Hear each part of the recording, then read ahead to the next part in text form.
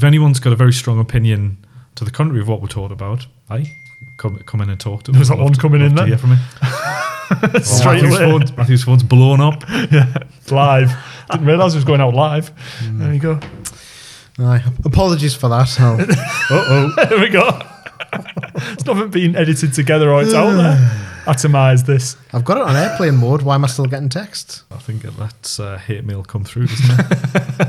Yeah. Ooh. What does it say? It says, you That's weird.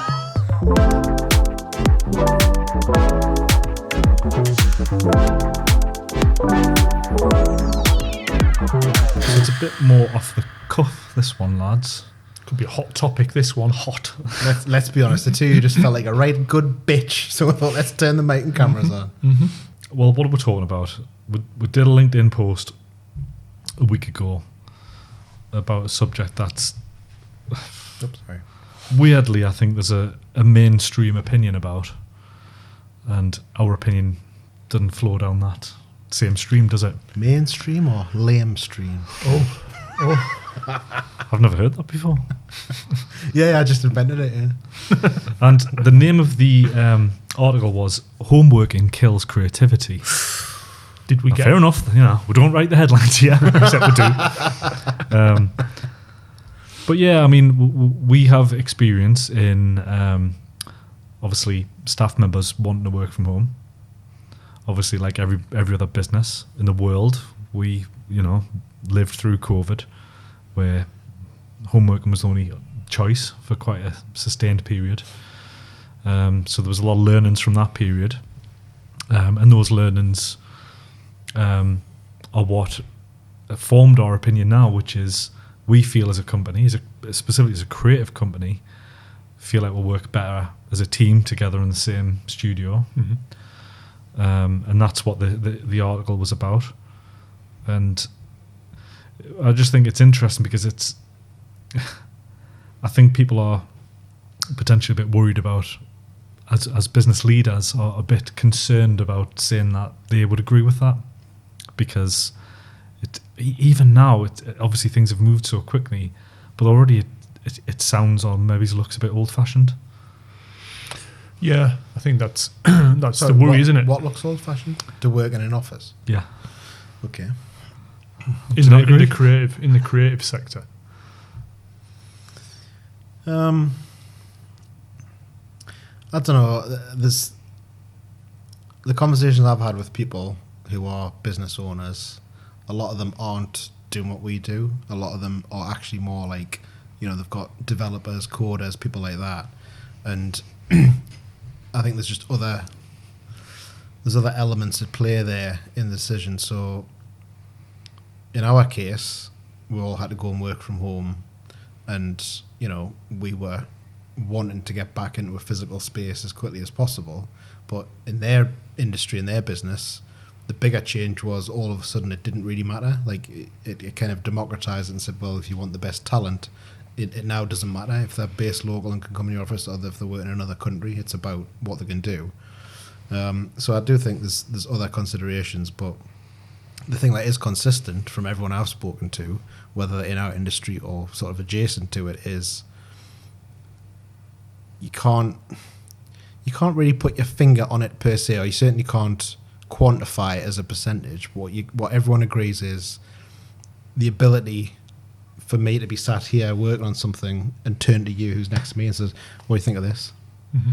The fact that you have to put these extra steps in place when you're working from home to have that conversation either means it doesn't happen, or it takes 3 times as long to do it. It increases the chance that we're going to somehow miscommunicate. Yes.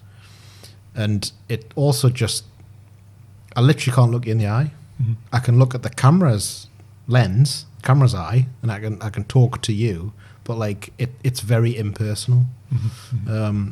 And that's I think the issue that we found, and that everyone, regardless of what their company policy on remote work, hybrid work, etc. is, everyone I think that I've spoken to agrees that you cannot replicate what I've just described there with people working from home. I think you just can't. You've hit the nail on the head there. That's the end of it then. That's the instantly kind of like talking to someone, getting the feedback, the process that you have to go to arrange it, you make sure the tech's working, make sure the connection's there. It's all doable, but for like, you know, workflow being fluid, that seems to be the thing.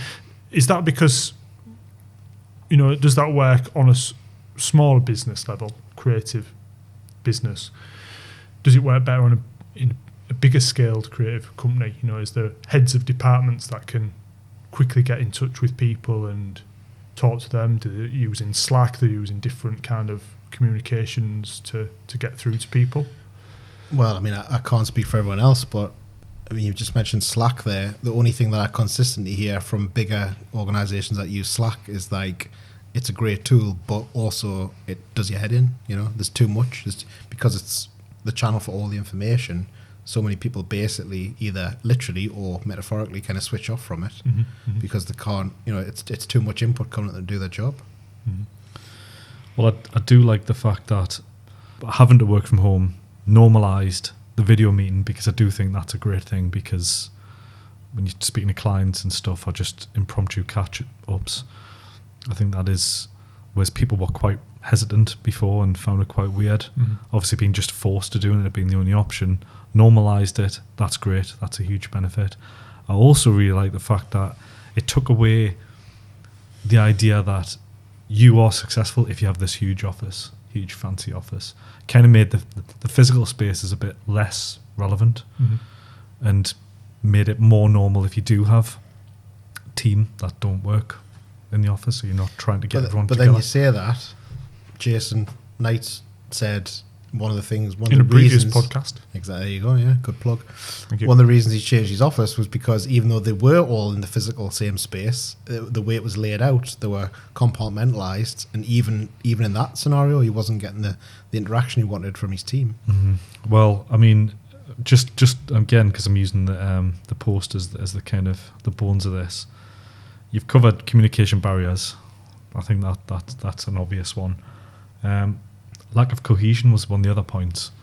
And I think that comes into what you've just described there, which is our studio is a completely open studio, and it invites natural collaboration. Right from if you're at the very start of a project and you're just looking for ideas and concepts, down to the tech, just general tech support of having to use a computer and different hardware and software all the time. There's always someone in the room. We've always said this, no matter what issue you're having with your computer in there, put your hand up and say, has anyone seen this before? And it gets fixed like that usually, because someone's like, yep, I've had that problem before, we've done it. It's a small thing, but it's that team mentality, team spirit, and I suppose trust as well in the people that you're working with, because you know it's you're coming up with ideas and you're working on things and you're putting it out there, and you know that can be quite a scary prospect sometimes. You want to make sure that the team are like, even if they hate what you've done, you know it's to do that in a supportive way and kind of work together to kind of get it somewhere. If everyone's just sort of sitting in their own homes working on something, that's a lot trickier to do. Well, even what you've just said there, in any given week, at least once or twice, one of us, probably more likely, will say to the other, "Oh, have you seen what such and such is working on?" And you haven't necessarily had a conversation with them. You've literally just glanced up and seen it over their shoulder. And you know that's for us from a management perspective, but from a team perspective, I think that goes on a lot where, you know, person A is looking over person B's shoulder, particularly if they're both working on, say, the same elements or different elements of the same project. It obviously helps that from the cohesion perspective, that the work is being done properly in lockstep, but also it's like there's just a little bit element of like, oh, if they're doing that, I best do this, and you can't get that working from home on your own. No. Also, if they're working on different projects as well, like completely different projects where the interest is, oh, like what are you doing there? Like, well, that's good. That's a different technique. Or well, obviously we've worked hard to create a real bed of intense jealousy amongst the teams. Everyone's like really jealous of what everyone else is doing. That's keep people sharp. The fight for top dog is always on. I didn't mean in I know what you meant. Jealous. Jelly. Jealous kind of. I know. It's just like joking. creative creativity kind of breeds creativity, and so you're immersed in it, physically there in the room, seeing all different things happening, hearing what's going on. You know, if you're working, there's companies out there that will be making it work for them, and their team will be very happy. But if you're in isolation with your headphones on, focused on what you're doing, working on that one project, what other things are you getting fed in, like from the team? Like, oh, well, yeah, we'll have the meeting. So you'll have your meeting, you'll schedule it in, you'll do the meeting, you'll get the feedback, you'll go off. What happens if I come up with an idea? Hang on a minute, I've got I've got to schedule another meeting, I've got to get all the team together, there's no kind of instantaneous kind of, I've forgotten really what I was going to talk about, or, and then you do it again. Like somebody else has another idea in another room by themselves somewhere else. Right, get the meeting together, organise that. Unless you're on like 8 hours a day, like in which case you might as well just be in the office then, eh? Yeah, possibly. Yeah. I mean, I think another element of this in our case is we've deliberately set the company up for the last few years to have a good mix of experience and people that are relatively new in the industry. In fact, quite often it is their first job in the industry. So there's a big element of what goes on in our office every day of hand-holding, teaching, guiding. I see things happen every day with one person helping another that you just can't do remote. I don't know if I've said this in a previous podcast, but I'm sure I've said it when we've interviewed people. It's like, well, after I finished at RTV and went to work for a multimedia company, I was kind of in the industry working like for maybe 1 or 2 years maximum, and then I went freelance.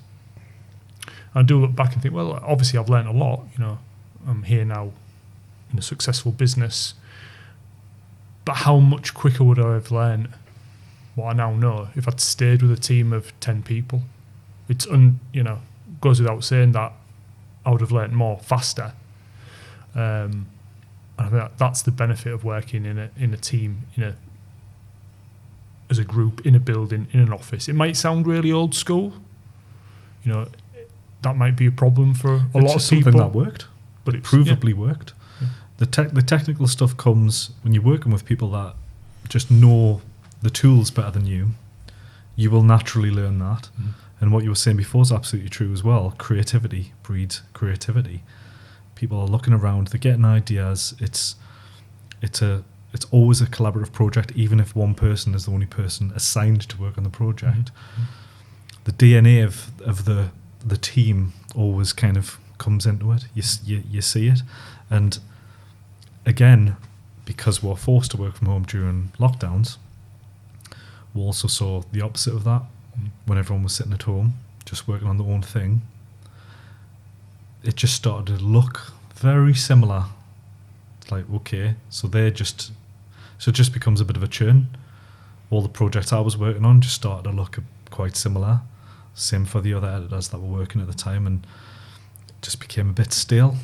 And personally, I wanted to come back in. I knew that I was better working in a team, and I liked it, like being around people and feel like the work improved.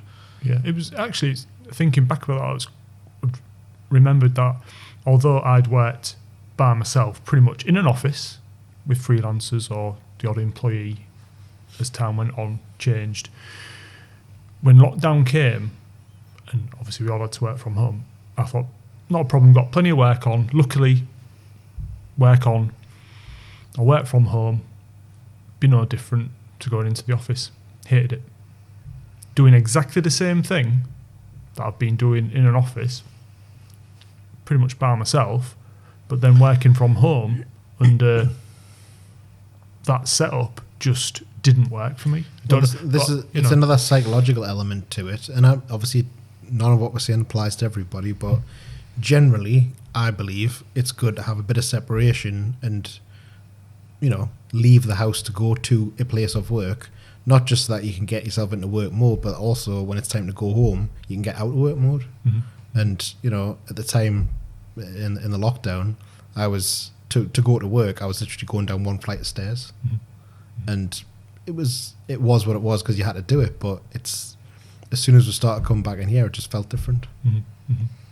Yeah, and obviously that's another factor, and it's a weird one, but it is. Well, what's your home environment like?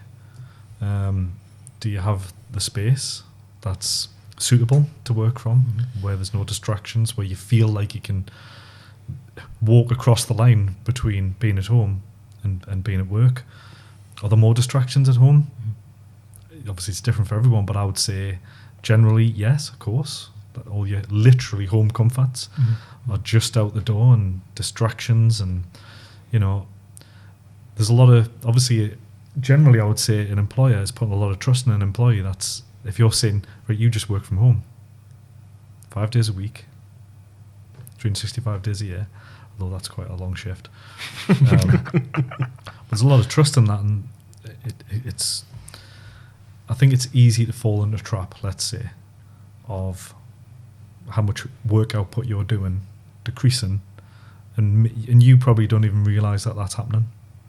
If you have no kind of touch points to check off that, it can be an easy trap to fall into. It doesn't surprise me at all that a lot of people want to work from home, because it makes perfect sense. In a lot of ways, it just is easier, but just because it's easier doesn't mean it's better. Well, again, to be clear, there's nothing wrong with working from home. We all work from home at times. It's not about saying don't work from home. It's just us saying that in our experience. Literally what we output, what we create for clients, what they're paying for, is immeasurably, because it is a bit of an X factor, but we just know it's not as good as it could be if everyone's in the same room working on it together, basically. But we do let people, saying that, we do let people work from home. Like I say, it's not about saying don't work from home. Yeah. I worked from home yesterday. That's not the issue. The issue is like how it impacts specifically creativity, innit? It basically just puts barriers up. And I mean, even just practical things, like when you're talking there, I was remembering about when I was at home and people would come around and dropping hard drives off for us, because we've got a load of hard drives in there with all projects on, and when everyone's in the office, it's very easy to go, right, that's the one I need, go and pull it. But like little things like that, or in my case, I need to print something out. I didn't have a need to have a printer at home in the lockdown, you know what I mean? So it's all the little things that slow you down, that you don't think about, because at the end of the day, we've put time and effort into making a work environment with everything that people need to do their job, and that's not at home, is it? So we've talked about home working here. What about hybrid working? What's the difference? Is hybrid not just you do some days at home and some days in the office? Part-time. I think in its most simplistic form, it's working from home part-time. Yeah. So what's the difference in your mind? You were talking before about full-time homework. The only reason I brought it up is because I just think people get weirdly defensive about this topic, as I said before. And usually they'll say, well, when I'm saying home working, I actually mean hybrid working. So, well, here's what I would say to that. We talked about this earlier today in a different context. When we interview people for a job and they ask what the hours are, we say, we want you to do 40 hours a week. It's basically up to you to set your schedule. People tend to then take a fairly traditional approach to that. They do 8 till 4, 9 till 5, whatever it is. But the position that we take is the same. It's like, we just want you to give us a full week's work, which is fair. And how you kind of work, it's kind of up to you. I think it's the same for hybrid approach.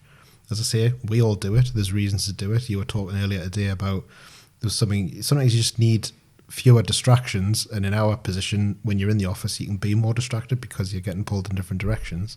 So there's definitely an argument for hybrid, but it's about accountability, isn't it? It's about making sure that whether you're in your home or in the office, as long as you're actually doing what you need to do to meet the next milestone in the project, that's the important thing, I think.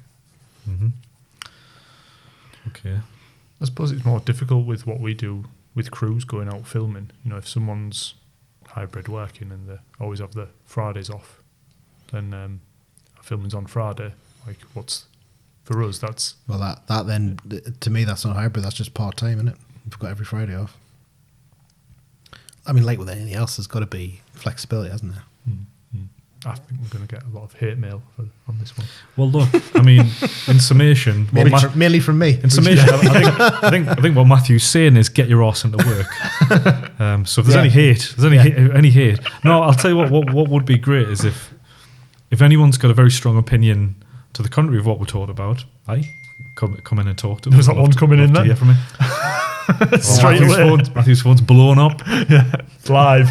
Didn't realise it was going out live. There you go. Aye, apologies for that. There we go. It's not been edited together or it's out there.